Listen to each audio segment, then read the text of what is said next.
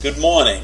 It's Sunday, May 22nd, and on Wednesday, the Senate passed a bill, a $40 billion bill in aid for the Ukraine. Now, this is a bill that came to the Senate on May 10th, but it took 10 more days to get this bill passed because Rand Paul, the libertarian senator, would not allow the Senate to do a quick vote on this bill. He wanted to add something to the bill, something he felt was very important, to have somebody oversee the way the Ukraine is spending their money, the money that we send them. Now, I'm not against doing that, but why the hell didn't Rand Paul come up with this idea when the whole bill was being discussed originally?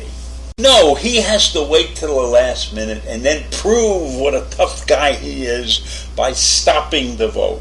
Because in order for the Senate to have a quick vote on anything, they must have complete assent to that. Everybody in the Senate must agree that they can do a quick vote.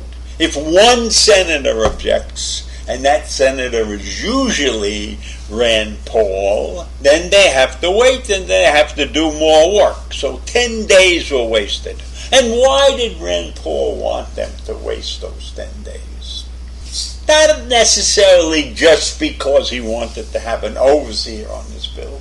One of the things he said was, I don't want the U.S. economy to fail because we keep lending money for causes that are suspect sometimes. Although I am 100% in giving aid to the Ukraine. He's worried about the U.S. economy falling apart over a mere $40 billion? That's insanity. If this thing was $40 trillion, I could understand it.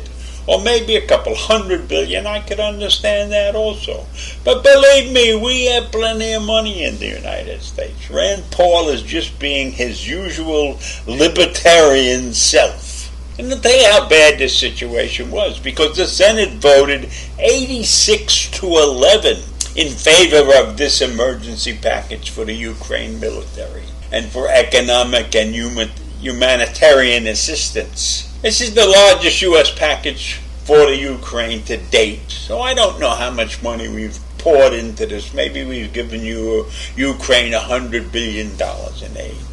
But so what? The country is being destroyed. And we really have to stand up and put an end to Putin and his vicious regime.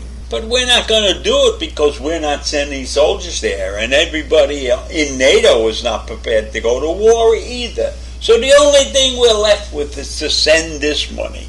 And we have men like Rand Paul, or well, I shouldn't say men, we have just Rand Paul right now doing it. And Paul proudly claims, my oath of office is to the U.S. Constitution, not to any foreign nation. And no matter how sympathetic the cause, my oath of office is to the national security of the United States of America. That's what he said. And he said we can't save the Ukraine by dooming the U.S. economy. No, but we can do a lot of other stupid things that will certainly doom the U.S. economy. But listen to some of the other things that Rand Paul fought against, right? Rand Paul blocked the passage of a bill designed to protect federal judges and their families from potential threats by keeping their personal information, such as home addresses and vehicle information and other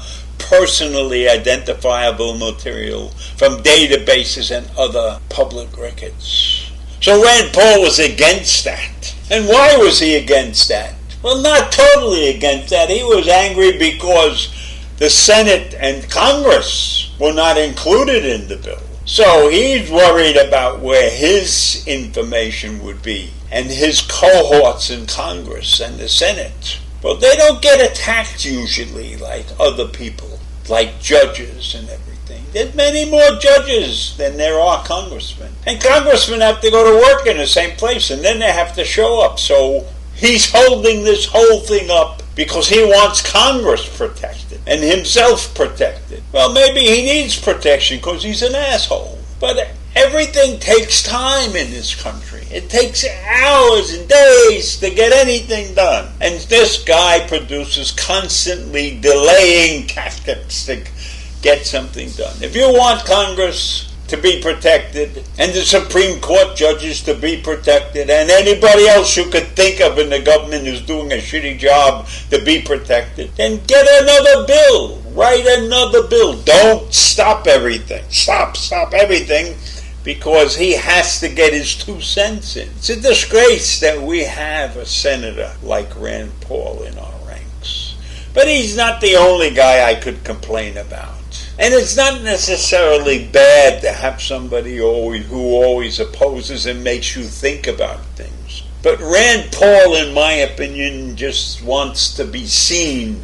He wants people to think he's doing a great job. And his views are really screwed up.